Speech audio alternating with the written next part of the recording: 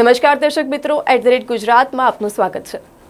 અમેરિકાના president Donald ટ્રમ્પે સત્તા સંભાળી ત્યારથી અમેરિકામાં રહેતા ગેરકાયદેસર પ્રવાસીઓ ડરી ગયા છે, કારણ કે મીડિયા અહેવાલ મુજબ અમેરિકાના પોલીસ ગેરકાયદેસર રહેતા લોકોને પકડી પ્લેનમાં બેસાડી અને જે તે દેશમાં રવાના કરી રહી છે।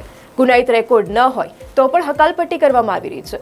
ડોનાલ્ડ ટ્રમ્પ સરકારે અમેરિકાના મોટા શહેરોમાં ગેરકાયદેસર ઇમિગ્રન્ટ્સ પર રેડ પાડવાનું અને તેમની ધરપકડ કરવાનું પ્રમાણ વધારી દીધું છે।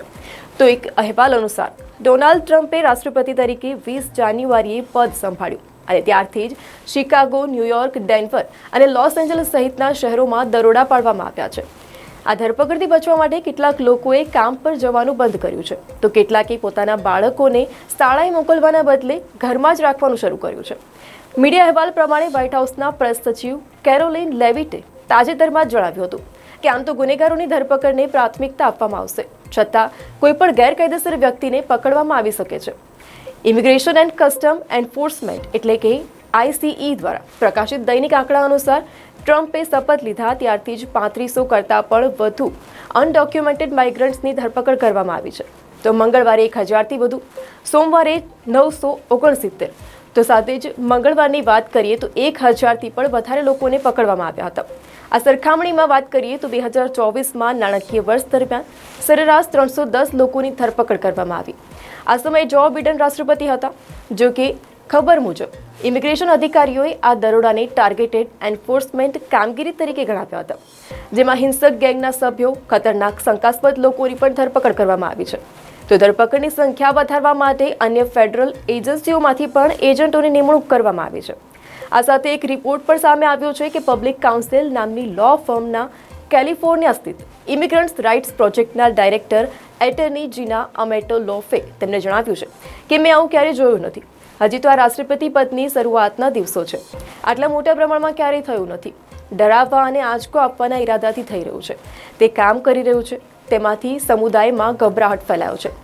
તો આ સાથે જ એક મીડિયા રિપોર્ટ મુજબ વ્હાઇટ હાઉસે સ્પષ્ટ કર્યું છે કે આ દરોડા દરમિયાન જે કોઈ ગેરકાયદેસર ઇમિગ્રન્ટ્સ પકડાશે તેની ધરપકડ કરવામાં આવશે અને તેને દેશ નિકાલ કરવામાં આવશે, પછી તેનો ગુનાહિત રેકોર્ડ હોય કે ન હોય। યુએસમાં ગેરકાયદેસર રહેવું એ સિવિલ મેટર હોવા છતાં આવી કાર્યવાહી થશે। આ સપ્તાહની શરૂઆતમાં વ્હાઇટ હાઉસના પ્રેસ સચિવ કેરોલિન લેવિટે દાવો કર્યો કે તેઓ તમામ ગુનેગારો છે। લેવિટે તાજેતરમાં પત્રકાર પરિષદ દરમિયાન જણાવ્યું કે તેમને ગેરકાયદેસર રીતથી પ્રવેશ કરી અને અમારા દેશના કાયદાનો ભંગ કર્યો છે અને તેથી જ આ વહીવટી તંત્ર માટે તેઓ ગુનેગાર છે। આ ધરપકડના કારણે પહેલેથી જ સમગ્ર અમેરિકામાં ઘણા ઇમિગ્રન્ટ સમુદાયમાં ભયનો માહોલ છે।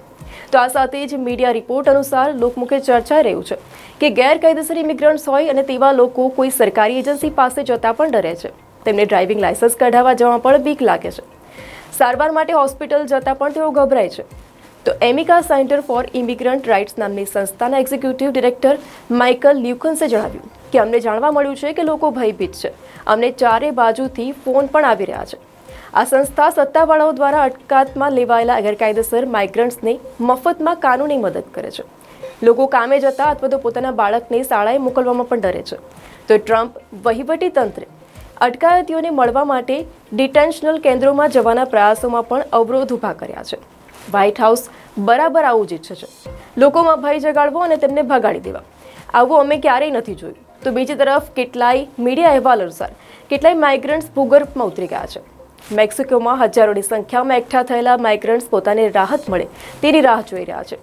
મહત્વનું છે કે અગાઉ એવા સમાચારો હતા કે ડોનાલ્ડ ટ્રમ્પે ચૂંટણીના પ્રચાર દરમિયાન જ એવી વાતો કરી હતી કે હું ચૂંટાઈશ તો અમેરિકામાં ગેરકાયદેસર રહેતા લોકોને પકડી અને જે દેશમાંથી આવ્યા હોય એ દેશમાં રવાના કરી દઈશ। ટ્રમ્પે શપથ ગ્રહણ કરી અને સત્તા સંભાળી છે, તો આ સાથે જ ગેરકાયદેસર પ્રવાસીઓને પકડવાના, ડિપોર્ટ કરવાના આદેશ જારી કર્યા હતા। અત્યારે અમેરિકા દરરોજ 1000થી 1500 લોકોને પકડી રહ્યું છે। પ્લેનમાં ભરી અને લોકોને પોતાના દેશમાં ધકેલવામાં આવે છે। કોઈપણ રીતે અમેરિકામાં ઘૂસી ગયેલા લોકો અત્યારે સંતાઈ રહ્યા છે। ગમે ત્યારે પોલીસ આવી અને પકડી જશે એવા ભય લોકો ફફડી રહ્યા છે। કોઈપણ દેશ પોતાને ત્યાં ગેરકાયદેસર રહેતા લોકોને ડિપોર્ટ કરે એ સમજી શકાય એવી વાત છે, પરંતુ ટ્રમ્પે ગેરકાયદેસર પ્રવાસીઓને ગ્વાટેમાલા જેલમાં પૂરવાની વાત કરી એ અત્યારે આંચકાજનક છે।